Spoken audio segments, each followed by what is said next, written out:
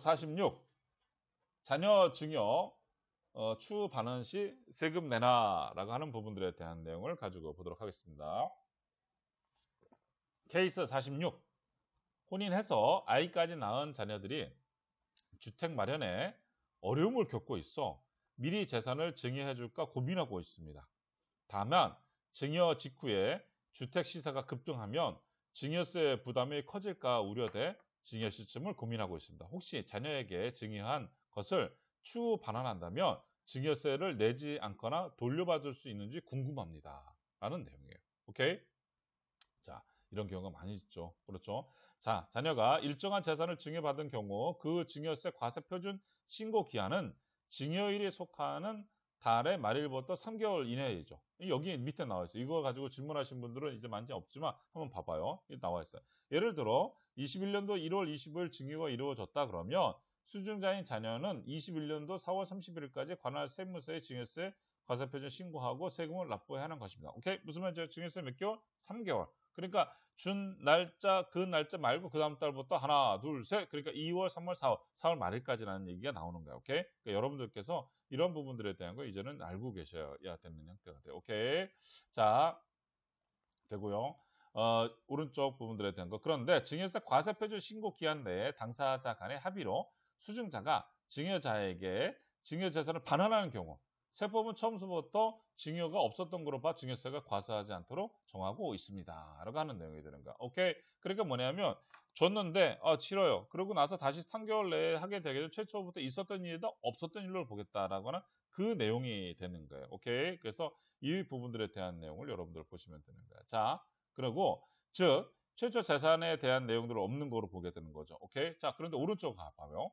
135페이지 첫 번째 볼라 오른쪽 한번 봐봐요. 이게 참 중요한 내용이에요. 다만 이 규정은 증여재산이 금전인 경우는 적용되지 않으므로 신고 기간 내에 금전을 반환하더라도 증여할 때나 반환할 때 각각 증여세를 부담합니다. 아하, 현금은 안 된다는 거야. 현금을 줬는데 현금을 가지고 다시 저거 했다? 그러면 안 되는 거야. 현금 부분들에 대한 것들은 결과적인 거 증여를 본다 안 본다? 그거는 보겠다라고 하는 내용이에요. 왜냐면 그거는 줬고 또 자녀가 다시 3개월 내에 돈을 돌려줬다 해가지고 이거 뭐 없었던 거 이건 아닌 거야. 왜냐면 그 돈이 그러면 뭐 부모가 다들 자식들한테 뭐 한다고 했을 때 돈 밀어줬다가 다시 3개월 내에 돌려받고 그렇게 되게 되면 자녀가 그 사이에 뭔가를 사가지고 해가지고 차액 실현하고 그렇게 되면 부의 대물림이 될 수가 있는 거죠. 무상으로다가 불법적으로다가. 그래서 이런 부분들에 대한 것들은 명확하게 돼요. 현금은 된다 안 된다? 안 된다라고 하는 내용이에요. 오케이? 그러니까 여러분들께서 이런 내용 부분들에 대한 건 알고 계시면 될 것 같아요. 오케이? 자, 밑에 부분들을 아울러 증여재산이 부동산이나 차량과 같이 취득세 과세 대상에 해당하는 경우라면 취득세가 여전히 부과될 수 있다는 점을 감안해라. 오케이? 그러니까 다시 말해서 뭐냐? 그러면 여러분들 이거예요. 갔다 왔다 하더라도 결과적인 그거에 대해서 증여세는 부담하지 않겠지만 뭐가 있냐? 혹시나 만약에 그런 것이 부동산이나 차량 같은 경우에서 어떻게 된다? 취득세는 냈어야 된다라고 하는 거예요. 오케이? 무슨 말인지 알겠죠? 그 얘기를 여기서 지금 하고 있는 겁니다. 자, 그런데 이게 중요한 얘기가 또 하나가 나와요. 증여세 과세 신고 기한이 지난 상황에서 오케이? 증여재산을 반환하고자 한다면 해당 신고 기한으로부터 다시 3개월을 경과했는지 따져봐야 된다고 하는 거야. 오케이? 135페이지에 대한 이거 굉장히 중요한 내용이 돼요. 한번 봐봐요. 즉 증여일이 속하는 달의 말일부터 6개월 이내의 경우라면 오케이? 6개월 이내의 경우라면 최초 재산의 증여에 대해서 증여세 과세를 피할 수 없겠지만 증여 재산의 반환 돌려주는 거죠. 오케이?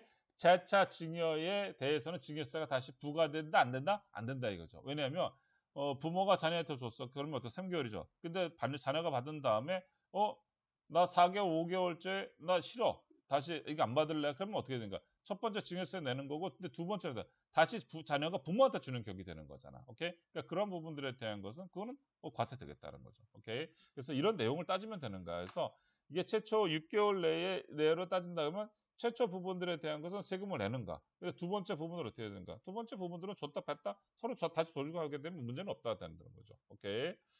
자, 한편 증여일이 속한 다음 달의 말일부터 이미 6개월이 경과한 이후에 증여재산을 반환하더라도 최초 증여재산의 증여재산 반환 또는 재차 증여에 대해서 각각 증여세가 부과가 된다는 거예요. 그러니까 지나가고 난 다음에는 이리 가든 저리 가든지 양쪽으로 세금을 담아주는 거니까 줬다 싫다 뭐 그런다면 100억이 뭐 10억, 50억이 25억 그럼 결과적으로 재산만 왕창 줄어들게 되는 형태가 되는 거예요. 그래서 이런 부분들에 대한 재차 증여 부분들에 대한 것은 여러분들 이건 정말 잘 알아서 이건 해야 되는 형태가 돼요. 오케이?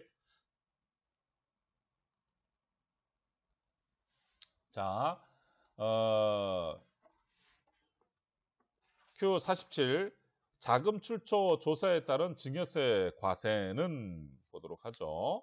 자금 출처예요. 요즘에 이 자금 출처가 상당히 중요한 항목이에요. 응? 자, 자금 출처 조사에 따른 증여세 과세는 케이스. 부모님으로부터 거액의 돈을 증여받아 아파트를 사거나 고가의 집에서 전세를 사는 사례에 대해 국세청이 세무조사를 한다고 들었습니다. 저는 부모님 도움을 받지 않고 다양한 재테크로 돈을 모아 집을 한 채 샀는데 세무조사 시 재산 취득 자금의 출처 전부를 정확히 설명할 수 있을지 모르겠습니다. 취득 자금의 출처 전부를 정확히 설명하지 못한다는 이유로 증여로 보아 증여세 부과될 수 있는 것인지 궁금합니다. 여러분들 최근에 부동산을 뭐 해보신 분들은 아시겠지만 이제는 뭐냐 그러면 이 자금 출처에 대한 것을 반드시 이거는 하게끔 되어 있어요. 그러니까 너 이 돈 어디서 났어? 그러니까 부동산 매매에 대한 거를 가지고 무슨 세금 걷어들이고 뭐 이런 것이 아니라 국가는 요즘에 뭐냐 그러면 너 이 돈 어디서 났어? 이거에 대한 거야. 오케이? 그러니까 소득에 대한 원천 부분들에 대한 거를 따지나 개인에 대해서는 소득 원천에 대한 거를 가지고 하는 거고 법인에 대해서는 뭐야 순 자산이 증가가 된 거에 대해서 법인세를 부과하는 건데 개인에 대해서는 뭐야 소득 원천설이다 이거죠. 특히 이 중에서도 그 소득 원천설을 갖다 다른 말로 하면 너 이 자금 출처가 어디서야라고 하는 내용이야. 그러니까 이 자금 출처 부분들에 대한 거 여러분들 들어봤죠? PCI 부분들에 대한 거, 부동산 사는 거. 엄청난 이런저런 쪽에 대해서 요즘에 상당히 많은 부분들에 대한 것들이 나오는 게 바로 이런 거예요. 그래서 이 부분들에 대한 것들은 상당히 중요한 내용으로다가 볼 수가 있다라는 거죠. 오케이? 이런 거 한번 가지고 여러분들께서 한번 같이 한번 보도록 하죠. 자, 타인의 증여에 의해서 재산을 취득하는 경우 증여세가 부과가 되는 거. 맞죠? 당연하죠. 그건 당연한 형태가 되는 거죠. 오케이? 그래서 근데 이거 봐봐요. 그런데 당사자 간에 이루어지는 개별적 증여에 대해 수증자가 자발적으로 국가에 신고하지 않으면 이를 포착하기 어렵기 때문에 납세 의무자의 신고가 없더라도 재산을 취득한 사실이 포착이 됐다면 과세관청은 그 재산 취득 자금의 원천을 조사해 타인으로부터 증여에 의한 것인지 확인한 뒤 재산 취득자의 증여세를 부과할 수 있다라고 하는 거예요. 무슨 말인지 알겠죠? 그래서 그런 거를 확인할 수 있는 방법 중에서 국가가 할 수 있는 게 뭐야? 이 자금 출처 어디서 난 거야? 라는 조사예요. 오케이? 이게 굉장히 중요한 내용이 되는 거죠. 그래서 요즘에 이런 부분들에 대한 것, 많은 부분에 대한 거를 항상 이렇게 애한테 뭐 사줘도 돼요? 뭐 이런 거 어떻게 해도 돼요? 뭐라고 해가지고서 그런 분들을 주변에서 이렇게 얘기를 듣다 보면 결과적으로 저렇게 하다가는 저 나중에 자금 출처 저 소명 안 되게 되면 저 두들겨 맞을 텐데. 이런 생각이 들 때가 있어요. 오케이? 그러니까 그 부분만큼 국가가 신경 쓰는 부분들에 대한 것들 여러분들도 어떻게 되는가 잘 해석해. 이런 방법에 대한 피해갈 수 있는 방법도 이런 부분에 절세할 수 있는 방법들은 사실 어떻게 되는가. 국가가 권장해 주는 내용들도 많이 있어요. 이거는 이렇게 하세요. 이건 이렇게 하세요. 이렇게 해서 준비하세요라고 해서 국세청에서 나오는 매년 5월달 정도 되게 되면 이번에 책자들이 나와줘요. 굉장히 뭐 싸게들 나오잖아. 그런 책자들만 보더라도 국세청에서는 뭐냐 그러면 납세자들한테 이런 방법이 있으니까 이렇게 준비하시는 건 어떻겠어요라고 해서 심지어는 세금 부분들에 대한 것을 안 내고 이런 사람들이 저런 것보다 내는 게 하는 것이 더 중요하니까 국세청에 안 내주는 책자도 나와요. 오케이? 자, 보죠. 137페이지 부분들에 대한 이에 따라 136페이지 이에 따라 재산 취득자의 재산 취득, 채무의 상환 등에 소요된 자금과 이와 비슷한 자금의 원천이 직업, 연령, 소득, 재산 상태 등으로 봐 본인의 자금 능력에 대한 것이라고 인정하기 어려울 때 그 자금의 출처를 밝혀 증여세 등 탈루 여부를 확인하기 위해 세무조사를 하는데 이를 자금 출처 조사라고 합니다. 오케이, 이런 거 나옵니다. 이러한 자금 출처 조사에서 자금 출처를 밝히지 못한다면 그 재산의 취득 자금을 재산 취득자 증여받은 것으로 추정한다는 거야. 이는 채무 상환 금액도 동일하게 돼. 왜? 자녀한테 빚이 있었는데 갑자기 그 빚도 사라졌어. 그럼 어떻게 돼요? 그것도 마찬가지로 증여를 보겠다는 거야. 그러니까 여러분들 봐보세요. 세금 중에서 가장 높은 세금이 뭐예요? 지금 부과되는 세금 중에서는 증여세. 오케이? 요즘의 부분들에 대한 뭐 1가구 2주택에서 중과세 하는 부분들에 대한 것이 증여세, 상속세를 넘어서긴 했지만 결과적으로 어떻게 되겠어요? 굉장히 뭐죠? 일반적인 부가가치세 이런 거랑은 비교할 수 없을 정도가 되는 거죠. 그러니까 이렇게 소명이 안 되는 자금에 대해서는 이런 세금을 물겠다라고 하는 거예요. 오케이. 자, 근데 이거를 가지고 다 물리느냐? 그거는 아니야. 자, 137페이지 오른쪽에 보게 되면 다만 입증되지 않은 금액이 취득재산가액의 20%에 상당하는 금액 2억 원 중 어느 하나에 미달하는 경우, 오케이? 취득자금 또는 이런 부분들에 대한 것을 빼주겠다라고 하는 것 같아요. 오케이? 근데 여러분들 봐봐요. 왼쪽 표에 아울러 취득자산 전 채무 상환일 전 10년 이내에 주택과 기타 자산의 취득가 상환 금액이 각각 왼쪽 표에 기준에 미달하고 주택 취득자금, 기타 재산 취득자금 및 채무 상환 금액 합계해서 총 한도 기준에 미달할 때에도 증여 추정 규정을 적용하지 않는가. 오케이? 그러니까 이런 거는 뭐냐면요. 국세청 훈령에 대한 거야. 이게 사실은 뭐냐면 국세청의 그 사무처리 규정에 나와 있는 거야. 아예 안 해주겠다는 게 아니야. 그리고 또 이만큼 부분들에 대한 것은 당연히 이렇게 들어. 이거는 아니야.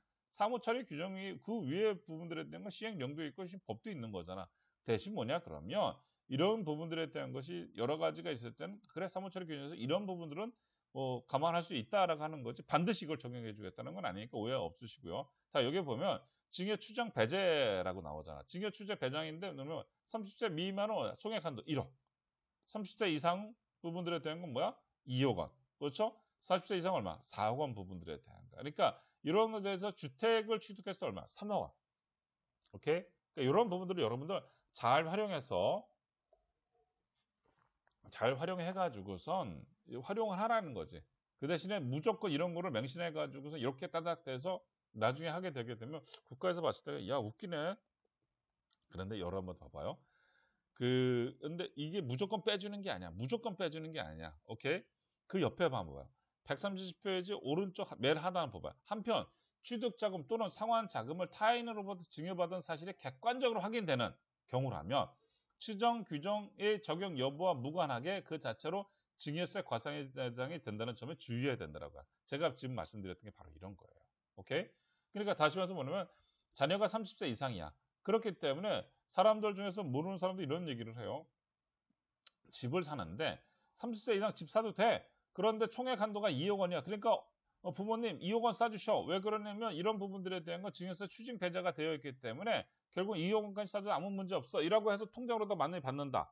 된다 안 된다. 안 된다는 얘기가 아까 제가 말씀드렸던 내용들. 오케이? 그러니까 여러분들께서 이런 부분들을 잘 활용해 보실 필요성이 있다라고 하는 거죠. 네.